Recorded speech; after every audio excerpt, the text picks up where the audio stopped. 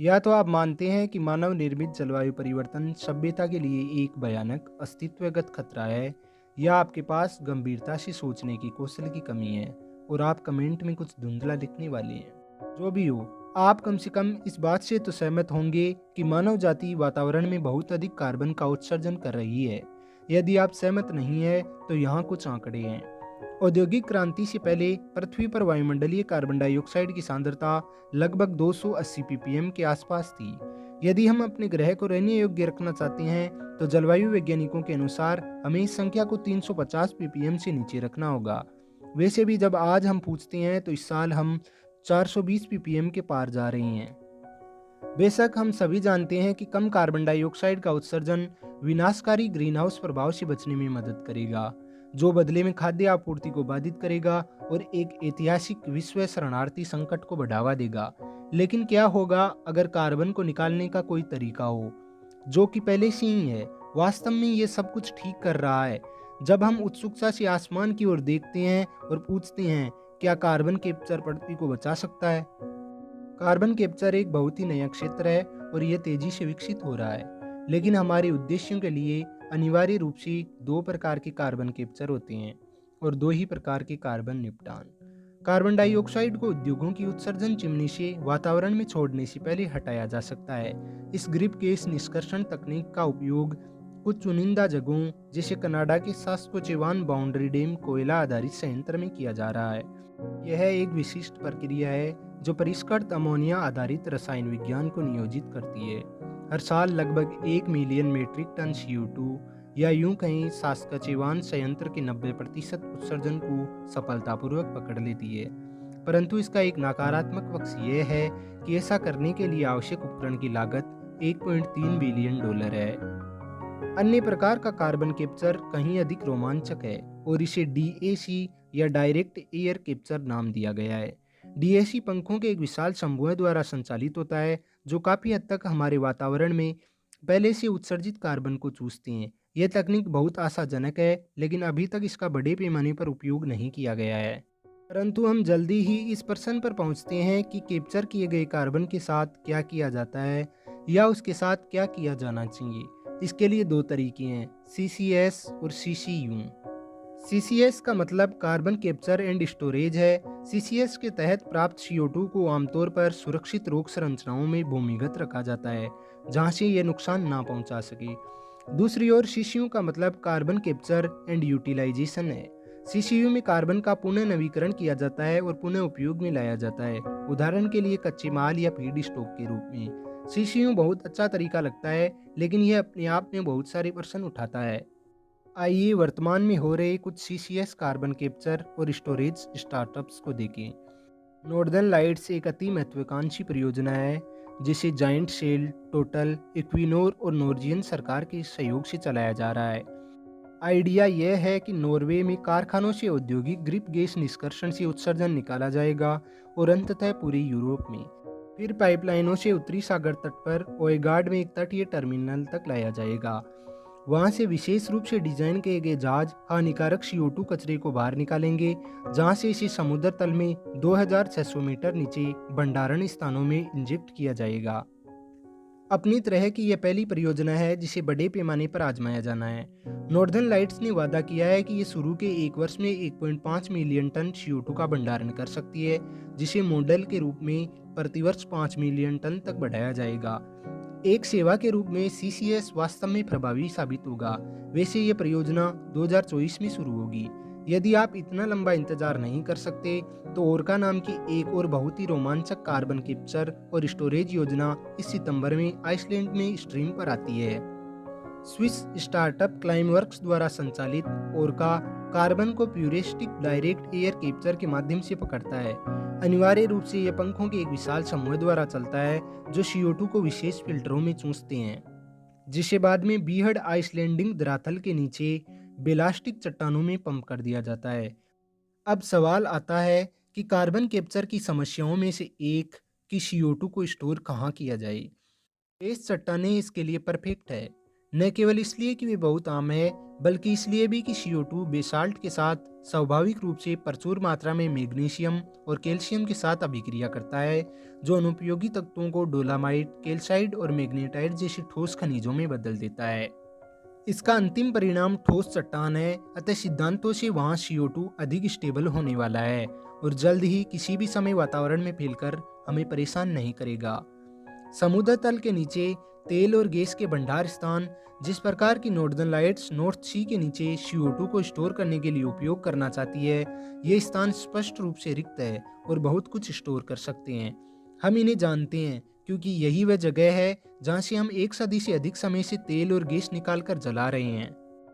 भूमिगत स्थान की कोई कमी नहीं है। वास्तव से सोच से पता चला है कि धरातल के नीचे अकेले संयुक्त राज्य अमेरिका में लगभग 10.8 ट्रिलियन टन सामान को स्टोर करने की पर्याप्त क्षमता है, परंतु वहाँ प्रदूषकों के भंडारण से भूमिगत जल के प्रदूषण की चिंताएं स्वाभाविक रूप से पैदा होती है। लेकिन ज़्यादातर मामलों में गहरे खारे भूजल प्रणाली खतरे में है। वैसे भी यह पीने के पानी की व्यवस्था का हिस्सा नहीं है। संयोग से वैज्ञानिकों ने लंबे समय तक CO2 को गहरे समुद्र में डंप करने पर विचार किया है। पर्याप्त गहराई पर कार्बन डाइऑक्साइड पानी से अधिक सघन होता है, इसलिए इसे लंबे समय तक अपने डंप किए गए स्थान पर रहना चाहिए। हालांकि यह नहीं बताया जा सकता कि ऐसा करना समुद्री पारिस्थितिकी तंत्र के लिए कितना हानिकारक है। साथ ही शक्तिशाली समुद्री धाराओं की अप्रत्याशित प्रकृति इसे थोड़ा सा कम विश्वसनीय बनाती है। ये अधिक रोमांचक सीसीयू की संभावना आपको याद होगी, वह है कार्बन कैप्चर एंड यूटिलाइजेशन। बुद्धिजीवी लोग और स्टार्टअप कार्बन का उपयोग करने के नए तरीकों का पता लगा रहे हैं, जिससे वातावरण में चारों ओर फैले कार्बन का बेहतर वस्तुओं के उत्पादन में उपयोग किया जा सके। सीसीयू आधारित कार्बन थर्मोप्लास्टिक से तैयार किए गए इन आकर्षक H&M सनग्लासेज को ले, या अमेरिकी फर्म इंटरफेस द्वारा तैयार ये कालीन टाइलें। क्लाइम वर्क्स ने अपने द्वारा कैप्चर किए गए वायुमंडलीय कार्बन को फिर से गैस में बदलने का एक तरीका निकाला है, जो शायद आपकी कोल्ड ड्रिंक को फिजी बनाता है। ऑस्ट्रेलियाई कंपनी मिनरल कार्बोनेशन इंटरनेशनल ईंटों में कार्बन का उपयोग करने के बारे में सोच रही है, जो कम से कम 1 सदी के लिए सुरक्षित रूप से कार्बन की एक बड़ी मात्रा संग्रहित करेगा। इस फर्म की महत्वाकांक्षी योजनाओं में वर्ष 2040 तक अपने उत्पादों में 1 बिलियन टन CO2 को बंद करना है। परंतु कार्बन कैप्चर एंड यूटिलाइजेशन की सबसे बड़ी और दुखद विडंबना यह है कि अभी के लिए इसका मुख्य व्यावसायिक उपयोग EOR यानी इनहाइंड ऑयल रिकवरी में किया जाता है। EOR में CO2 को ड्रिलिंग साइटों पर भूगर्भ में पंप किया जाता है ताकि कीमती कच्चे तेल को सतह पर लाने में मदद मिल सके तथा इसे अधिक आसानी से निकाला जा सके। यदि आप ड्रिलिंग साइटों की आवाज़ के बारे में कर्कश महसूस कर रहे हैं तो ये काफ़ी उचित है। कहीं न कहीं सभी भूमिगत कार्बन उपकरणों का लगभग 3/4 EOR के नाम पर होता है। यह अच्छा है, वह कार्बन जो वायुमंडल में मिल जाता बिना नुकसान पहुंचाए वातावरण से बाहर हो जाता है, लेकिन जाहिर है कि यह अंततः और अधिक जीवाश्म ईंधनों के जलने का कारण बनता है। परंतु हमें वास्तव में इससे आगे बढ़ने की ज़रूरत है। फिर भी शायद हमें उत्साहित होना चाहिए। पेट्रा नोवा टेक्सास में एक प्रमुख EOR साइट हाल ही में बंद हो गई। महामारी से संबंधित तेल मूल्य गिरावट के बाद EOR अब आर्थिक रूप से व्यवहार्य नहीं रहा है। एक अन्य स्थिति में यह वास्तव में EOR के लिए मायने नहीं रखता कि क्या तेल को पंप करने के लिए इस्तेमाल किया जाने वाला कार्बन कार्बन कैप्चरिंग से आता है या खनन से। खनन कार्बन निश्चित रूप से सस्ता है और तेल दिग्गजों द्वारा चुपके से पसंद किया जाता है। यह हमें कार्बन कैप्चर योजनाओं को बढ़ाने वाली मूलभूत समस्याओं की ओर ले जाता है। अभी तक किसी को भी कार्बन कैप्चर स्टार्टअप के लिए अपनी तकनीक को विकसित करने और उसका विस्तार करने के लिए कोई बड़ा फाइनेंशियल सपोर्ट नहीं मिला है। इलेक्ट्रिक कारें और कुछ हद तक सोलर पैनल एक शाइनिंग फ्यूचर की टेक्नोलॉजी है जिस पर लोग खुश हो रहे हैं। एलोन मस्क इतने ही अमीर बन सकते हैं जितने तेज कारों को बेचना पसंद करते हैं, लेकिन कार्बन कैप्चर बहुत अधिक नीरस है जिसके लाभ केवल अब से कुछ वर्षों या दशकों तक महसूस किए जाने की संभावना है। इसे बाजार में उतारना और इसके बारे में उत्साहित होना काफ़ी कठिन है। हालांकि ये इस तरह नहीं होना चाहिए। कार्बन का स्पष्ट रूप से मूल्य है और यह उपयोगी भी है। सरकारों को केवल शुद्ध कार्बन की तुलना में कैप्चर किए गए कार्बन को अधिक लागत प्रभावी बनाने का एक तरीका खोजने की आवश्यकता है। जलवायु परिवर्तन पर अंतर्राष्ट्रीय पैनल के लक्ष्यों को पूरा करने के लिए इस सदी के मध्य तक वातावरण से 10 गीगाटन CO2 को हटाकर एक विशाल उद्योग का निर्माण करने की आवश्यकता है और इसे अभी बनाने की आवश्यकता है। नॉर्वे के तट पर नॉर्दर्न लाइट्स परियोजना एक आशाजनक शुरुआत है। क्लाइम वर्क्स का अनुमान है कि उनकी लगभग 80 मिलियन निष्कर्षण इकाइयाँ, जिन्हें पृथ्वी पर कहीं भी कम या ज़्यादा रखा जा सकता है, और आदर्श रूप से ऊर्जा के नवीकरणीय स्रोतों के पास वायुमंडलीय कार्बन में एक महत्वपूर्ण गिरावट लाई जा सकती है। आपको 80 मिलियन इकाइयाँ बहुत कुछ लग सकती है, लेकिन ये मोटे तौर पर हर साल निर्मित कारों की संख्या है। सच में कार्बन कैप्चर एंड यूटिलाइजेशन केवल एक साइड शो होगा। पुनर्नवीकरणीय कार्बन का अधिकांश भाग भोजन या वैकल्पिक ईंधन के रूप में उपयोग किया जाता है। ये वैसे भी अंततः पुनः वातावरण में चला जाएगा। ड्राइंग बोर्ड पर वर्तमान प्रौद्योगिकियां नैनो ट्यूब में पुनर्प्राप्त कार्बन को एल्केमाइज करने के लिए पिघला हुआ इलेक्ट्रोलिसिस उपयोग करती है, जो निर्माण स्टील को प्रतिस्थापित करता है, लेकिन इस प्रारंभिक चरण पर भरोसा करना थोड़ा मुश्किल है। तो अभी के लिए कार्बन को कैप्चर कर भूगर्भ में भेजना ही आगे का रास्ता है, और किसी भी प्रतिभाशाली व्यक्ति को एक उपयोगी पैमाने पर ऐसा करने के लिए बड़े प्रोत्साहन की जरूरत है।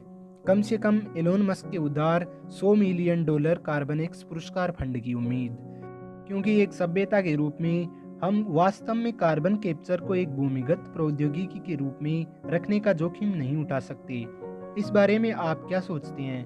क्या आपके पास वायुमंडलीय कार्बन को कम करने और जलवायु परिवर्तन को रोकने का कोई बेहतर तरीका है? हमें कमेंट में बताएं।